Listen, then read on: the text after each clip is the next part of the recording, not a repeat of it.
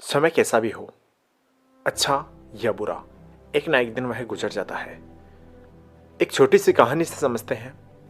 एक बार एक राजा था। राजा के पास में एक छोटा सा साम्राज्य था। उस छोटे से साम्राज्य में काफ़ी समृद्धि थी। वह काफ़ी वहाँ पर लोग खुश रहते थे। राजा भी अपनी जनता के काम काफ़ी तत्परता से करता था और जो जनता थी वह भी हमेशा राजा की सेवा के लिए तत्पर रहती थी। एक बार राजा अपने राज्य में भ्रमण कर रहा था। रास्ते में जाते जाते उसे एक पेड़ के नीचे एक साधु दिखाई देता है। ऐसा माना जाता था कि वह साधु जो बात कहते थे वह बात हमेशा सत्य होती थी और कोई भी व्यक्ति अगर उस साधु से कुछ मांगता था तो वह उसे जरूर से प्राप्त होता था। राजा ने सोचा कि क्यों ना मैं साधु बाबा के पास में जाऊं और अपने लिए कुछ मांगूं। राजा साधु के पास में जाता है और उसके साथ में जाके बगल में बैठ जाता है। साधु से कहता है, बाबा मुझे कुछ नहीं चाहिए, मुझे बस ऐसी शक्ति दे दीजिए या ऐसा कुछ वरदान दीजिए जिससे कि मैं हमेशा सुरक्षित रहूं, मुझ पर कोई भी मुसीबत आए वह मुसीबत टल जाए। साधु ने उसकी बात बड़े आश्चर्यजनक भाव से सुना और कहा कि राजा जी, मैं आपको ऐसी तो कोई चीज़ नहीं दे सकता या ऐसा कोई वरदान नहीं दे सकता जिससे कि तुम्हारे ऊपर आने वाली मुसीबत को मैं टाल सकूं, लेकिन मैं आपको एक चीज़ दे सकता हूं जो आपकी आने वाली मुसीबत को तो नहीं टाल सकती लेकिन उस मुसीबत से लड़ने के लिए आपको क्षमता देगी, उस मुसीबत में बाहर निकलने की आपको क्षमता देगी। साधु ने राजा को एक ताबीज़ दिया।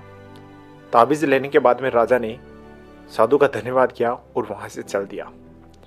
धीरे धीरे काफ़ी समय गुजर चुका था। एक बार पड़ोसी राज्य ने उस राज्य पर आक्रमण कर दिया।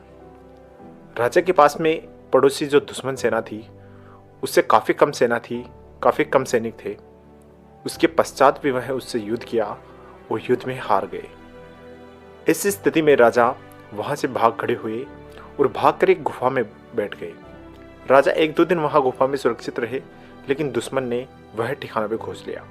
अब राजा के पास में वह आ गया। राजा काफ़ी घबरा चुका था कि अब मैं क्या करूं, ना मेरे पास में सैनिक है ना कुछ और। ऐसी स्थिति में ये मुझे मार डालेंगे।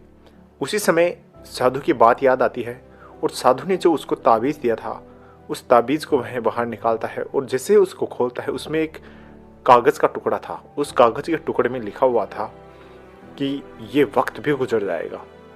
यह पत्र पढ़ने के बाद में राजा में काफ़ी हिम्मत आई और राजा ने एक रास्ता ढूंढा और दुश्मन सेना से काफ़ी दूर दूसरे देश में चला गया।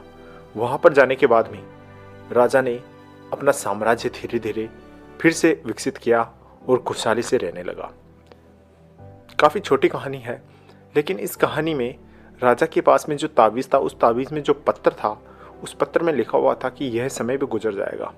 जिस प्रकार से राजा का समय गुजरा ठीक उसी प्रकार दोस्तों हमारी ज़िंदगी में भी सुख और दुख आते रहते हैं। सुख और दुख एक दूसरे के विपरीत होते हैं। अगर ज़िंदगी में सुख आया है तो दुख का आना स्वाभाविक है, लेकिन दुखों से घबरा कर हमें अपनी आप के साथ में गलत नहीं करना चाहिए। और जो वक्त है, जो आज हमारे साथ में जो गलत वक्त है, जो हमें दुख मिले हैं, वह दुख की घड़ी भी एक दिन गुजर जाती है और कभी ना कभी सुख जरूर से आता है। तो दोस्तों हमें अपनी राह है, अपनी मंजिल को कभी भूलना नहीं चाहिए और धीरे धीरे प्रयास करते रहना चाहिए। एक दिन सफलता ज़रूर मिलती है। जो दुखों की घड़ी है वह भी पार हो जाएगी, लेकिन दोस्तों हमें उस पर निरंतर काम करते रहना चाहिए।